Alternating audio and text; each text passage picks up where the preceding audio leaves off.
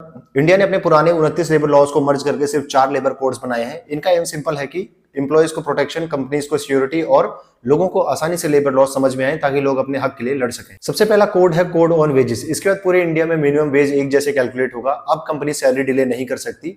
Bonus हो या फिर डिडक्शन हो, सबका एक ही कॉमन रूल बुक होगा। अब एम्प्लॉय चाहे गुवाहाटी में हो या फिर दिल्ली में, सैलरी स्ट्रक्चर उसको क्लियर रहेगा। दूसरा कोड है इंडस्ट्रियल रिलेशन कोड 2020। इसमें स्ट्राइक्स के और लॉकआउट के रूल्स को थोड़ा टाइटन किया गया है। अगर आप किसी भी तरीके की स्ट्राइक प्लान कर रहे हैं तो उसके लिए आपको 14 डेज मस्ट प्रायर नोटिस देना होगा कंपनी को। और कंपनीज जो 300 एम्प्लॉयज तक के ले ऑफ को और क्लोजर्स को प्लान कर रही हैं, उसमें भी उनको थोड़ी फ्लेक्सिबिलिटी दी गई है गवर्नमेंट की तरफ से।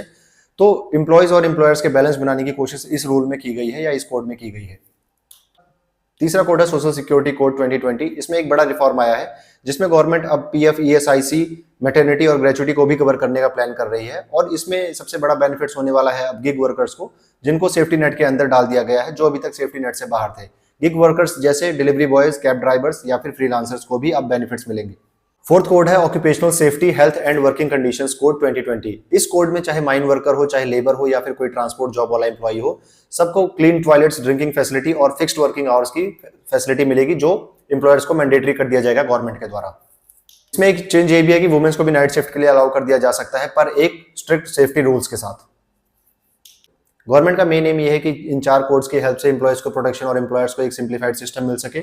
अब देखना यह है कि क्या गवर्नमेंट इन रूल्स को ग्राउंड लेवल पे इंप्लीमेंट करवा पाएगी और क्या हम एक नए इंडिया की तरफ बढ़ रहे हैं जिसमें लेबर लॉस के चेंज के साथ एक नए इंडिया का चेंज देखने को मिलेगा। धन्यवाद दोस्तों, अपनी राय जरूर शेयर कीजिए।